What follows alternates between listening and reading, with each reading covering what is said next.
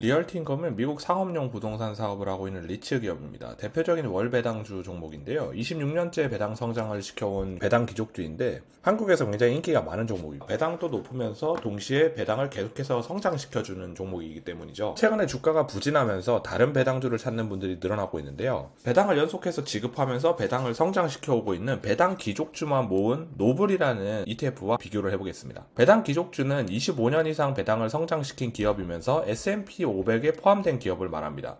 반면에 배당 왕족주는 50년 이상 배당 성장시킨 기업이면 되는데요. 배당 귀족주에만 S&P 500 포함 조건이 걸리기 때문에 왕족주에 마냥 열합판이 아니게 되는 거죠.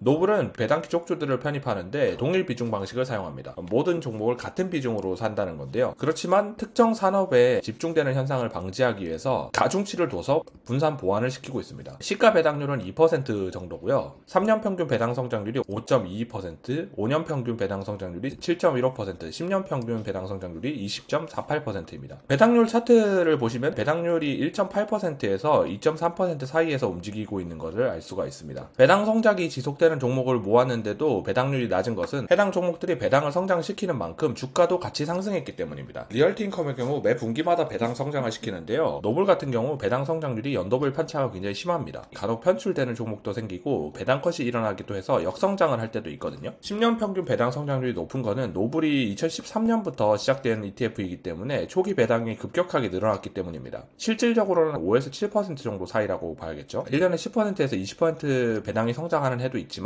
오히려 마이너스 되는 해들도 있습니다. 배당률로만 비교해봤을 때는 리얼티인컴이 압도적으로 높습니다. 거의 3배 수준인데요. 그런데 리얼티인컴의 배당률이 훨씬 높은 이유는 그동안 주가가 안 올랐기 때문이죠. 지난 5년간 S&P 500이 토탈 리턴 100%를 넘는 동안 노블은 62% 정도 성장했습니다. 반면에 리얼티인컴은 고배당을 받았음에도 불구하고 마이너스를 기록했죠. 그렇다면 리얼티인컴이 무조건 별로인 걸까요? 노블이 상장한 시점부터 토탈 리턴을 차트로 나타낸 건데요. 빨간색이 리얼티인컴이고 파란색이 노블인데 거의 비슷하게 움직이는 것을 알 수가 있습니다. 하나의 특징이 있는데 노블의 경우 코로나 폭락세를 제외하고 나면 평균선인 점선에서 크게 벗어나지 않고 점진적으로 상승하고 있다는 것입니다. 반면에 리얼티인컴의 경우 평균선인 점선을 크게 상회할 때도 있지만 하회할 때도 있죠. 상회와 하회를 반복하면서 평균치를 맞춰가고 있습니다. 그 이유는 리얼티인컴이 부동산 기업이기 때문인데요. 부동산의 경우 경기 사이클에 영향을 많이 받습니다. 그렇기 때문에 당연히 주가 흐름 역시 이렇게 되는 거죠. 노블은 특정 산업에 몰리지 않게 분산을 해놨기 때문에 특정 산업이 내려가더라도 다른 산업이 올라가면서 변동성이 크지 않게 되었습니다. 지금까지 살펴본 내용을 종합해보면 노블은 적립식 투자를 하는 것이 좋을 겁니다. 점진적으로 주가가 상승을 보여주니까요. 반면에 리얼티인컴은 확실히 싼 구간과 비싼 구간으로 나뉘어져 있는데요. 싼 구간일 때만 매수를 한다면 정체된 주가로 인해서 높은 배당률을 얻으면서도 이후에 사이클에 따라서 주가가 상승했을 때 시세 차이까지 얻을 수가 있을 겁니다. 꼭 두 종목만 가지고 운용을 해야 된다면 평소에는 노블을 적립식 매수를 하다가 리얼티인컴이 싸지는 시점에 노블을 팔아서 그 수익으로 리얼티인컴을 매수하면 되지 않을까 싶습니다.